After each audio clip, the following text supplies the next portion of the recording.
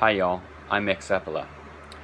I'm doing my political glossary, and these are terms that I use and a little bit of the background on where I get these terms and why I use them the way that I do.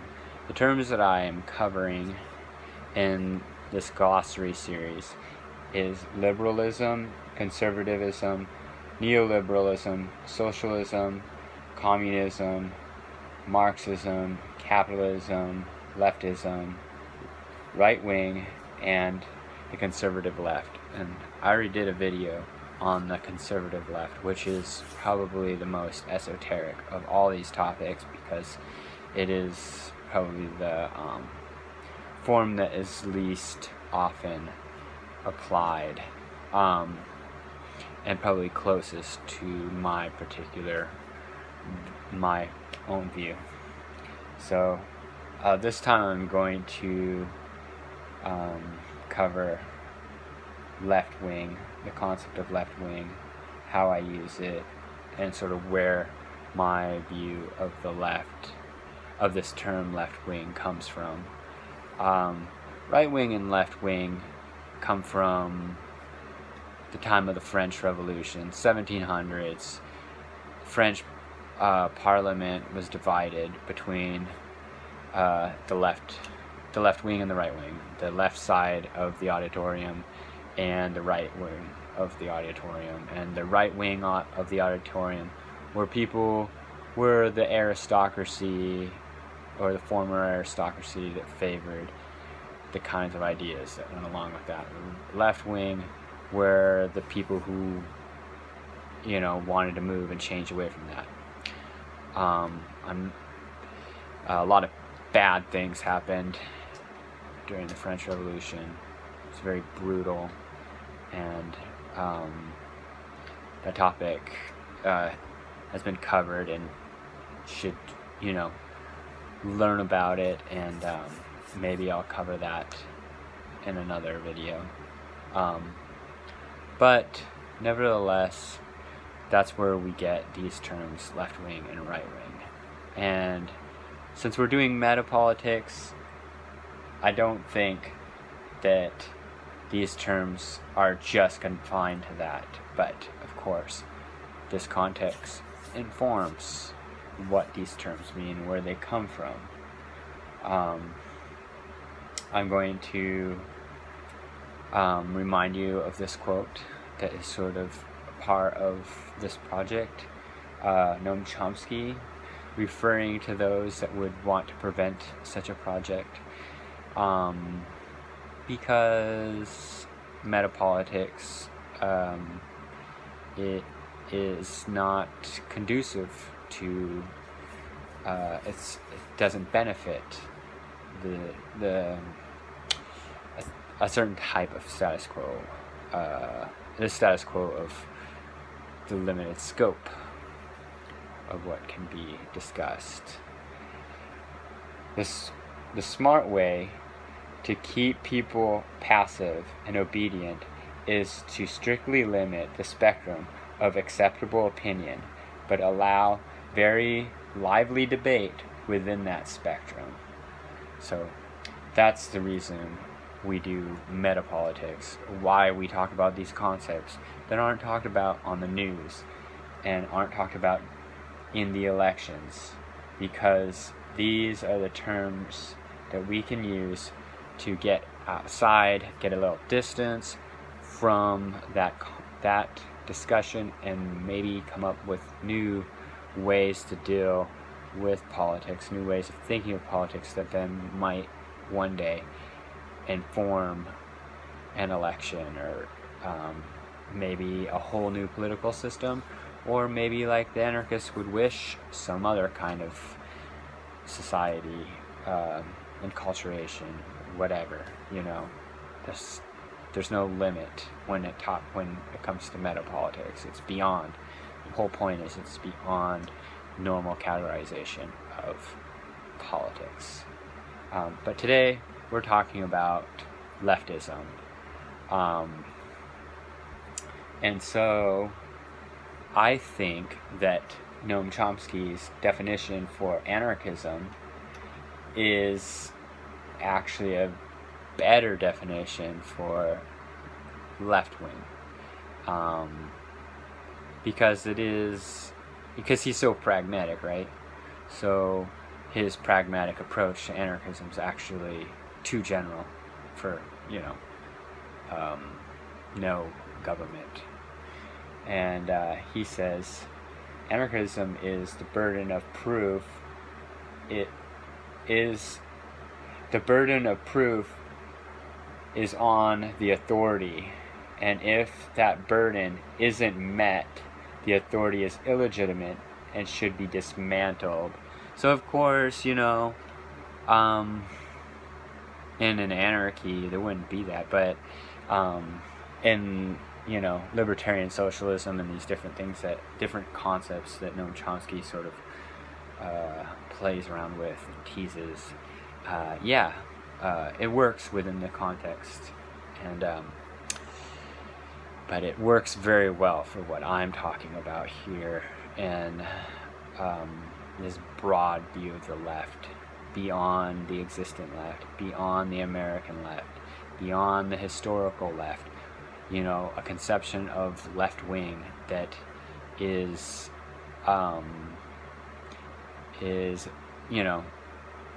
that is properly of metapolitics, one that can be applied beyond the contexts. So basically, if there is an authority, right, it's not the right of king. It's not aristocracy in the sense of comes from a bloodline. It is.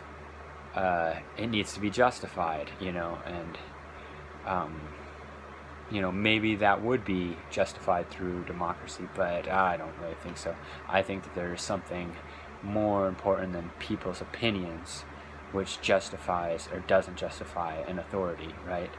But broadly speaking, this idea that authority itself is in question, I think that truly can be called left-wing, and especially when you combine this idea that inequality ought not to be, or that suffering should be alleviated, then you are talking about left-wing politics. Even if you're not a Marxist, I would say properly that this is the realm of the left, right? Whereas the realm of the right is, in this meta-political sense, is more to do with, maybe might makes right or something like that. There's the sort of godfather of the alt-right, right? So the alt-right was a realm of meta-politics that has come to influence opinion and the news and things, right? But and of course like the Antifa and people like Noam Chomsky also in the realm of philosophy ideas, influencing dialogue and influencing even elections in a sense. So now you have a left and a right influencing politics, but sort of being outside of politics. So this is actually just, a testimony to the value of talking about politics on that realm of ideas or tendencies or dispositions, beyond the elections, because it can change elections, it can change things. So there's no need to hide from it. We talk about it, we look into it, and so this Jonathan Bowden, sort of the godfather of the alt-right, said about the left wing that the left wing, quote, means, quote, equality is morally good. A lot of conservative Christians wouldn't think of the left as moralizing, But this like very right-wing thinker looking at the left from a totally outside perspective is Jonathan Bowden, right?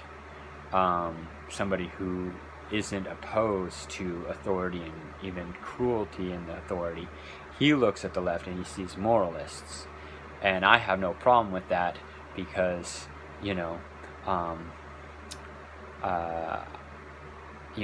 I think morals have a role in society and in change, and even should in elections.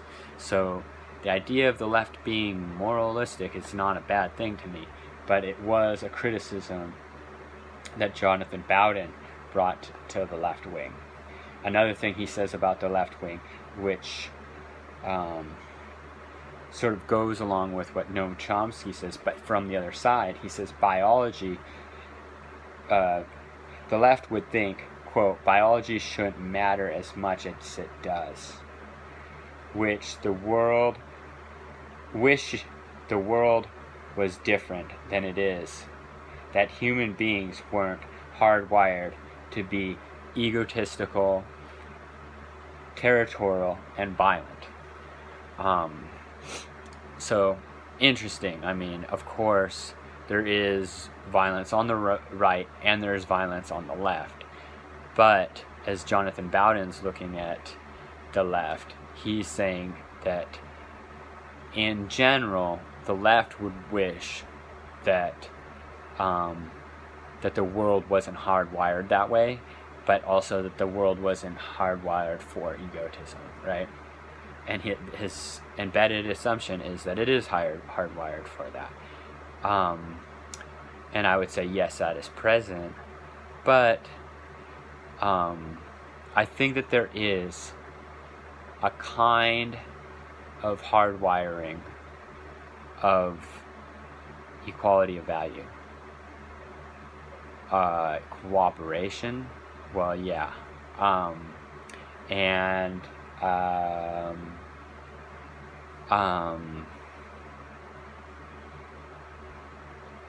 diplomacy, let's say. Diplomacy, mutual, beneficial relations, right? And that these things, maybe these things are of the left, right? Another thing that Jonathan Bowden says about the left, and here he's relating it to, he said that it has its roots in Christianity, but this belief, the belief that God intended the world to be different than it turned out to be, which, yes, that's exactly what Christians believe. So Christianity and its root itself is left, and this is certainly why Jonathan Bowden converted, in a sense, as an intellectual conversion, and you would see this. He talks about this to paganism. He converted to paganism, and I'm not saying that pagans can't believe that there's something innate in nature sort of beyond material, or just something, in some kind of seed form in nature, or something, a potentiality or some sort that transcends, of something going beyond this sort of cruelty that he's seeing, and that Jonathan Bowden wants to emulate, right? But I'm not saying that pagans can't, but certainly he's identifying that Christianity, at its root sees that God didn't intend these things. So, but this, in a way, it's like this, but he's also saying here that Christianity is left wing, right?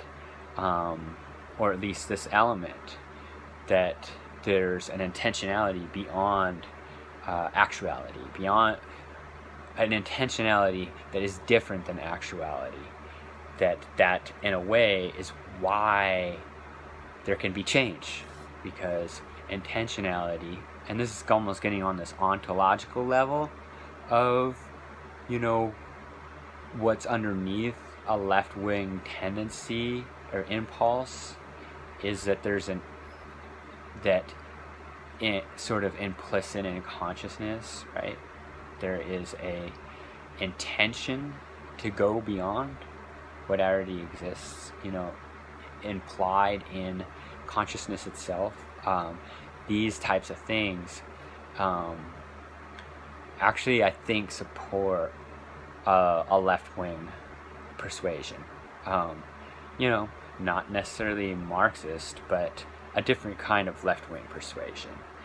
And of course, left-wing, you can have left liberals, you can have left Marxists, and why not have left conservatives too? And I think that there are a lot of left-wingers that have strong conservative impulses, who see changes that are happening in technology and in politics as not just reactionary, but incredibly destructive of equality, incredibly destructive of the innate equality of human life, and perhaps the quality of animal life. But, you know, certainly from my perspective, the value of the uniqueness of each animal life that exists, you know. So yeah, this idea of, the idea of the left for me is a belief in change and a belief in the value of equality, perhaps even, you know, there's this big debate between the equality of outcome and the equality of like essence or something like that. There's that, but I think of not just an equality of outcome, but an equality of an equality of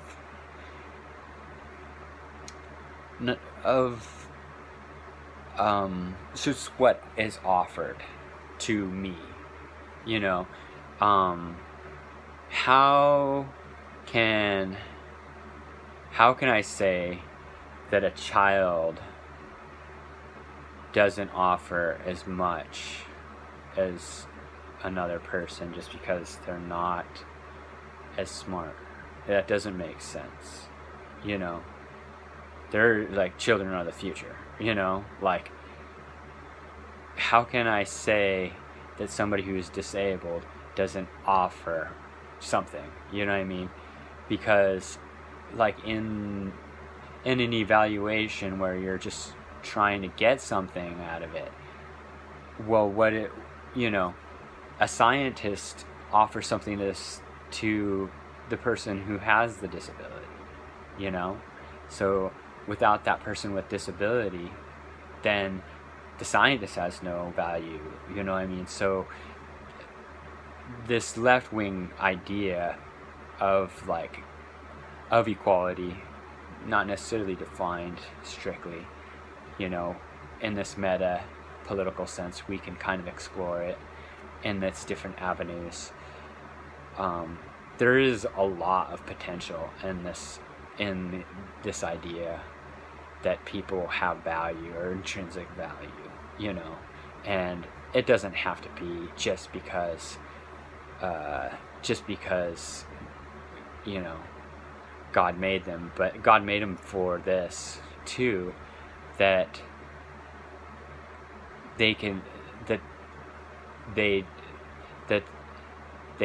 everybody teaches you something, and you can learn, and that's sort of the value. That's part of this intrinsic value, not just that they're unique, not just the uniqueness, which is what I would call the image of God, but actually that no matter, like, you know, like how in the epistles, I think it is Paul, right? No, it was Christ. Christ says, God used the foolish things to confound the wise. Maybe that was Paul. Anyway, it's in the New Testament. God uses the foolish things to confound the wise, and this is this profound left-wing tendency that I think is actually very important, very missing in American politics. You know, it's not just about this debate between equality of outcome and equality of opportunity. It's actually more about inequality, like of equality of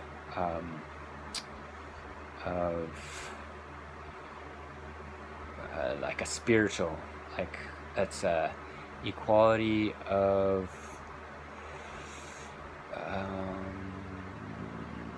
it's hard to put your finger on it, isn't it? I think it's hard for me to exactly say it.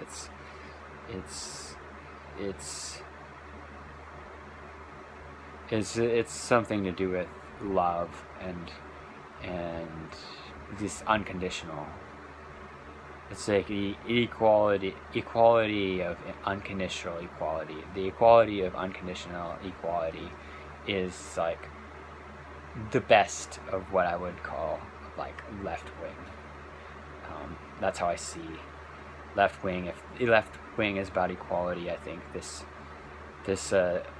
the thing I would like to glean and thing I would like to bring forward is the equality of love. It's the equality of love, or something like that. It's like, yeah. Thank you. Bye.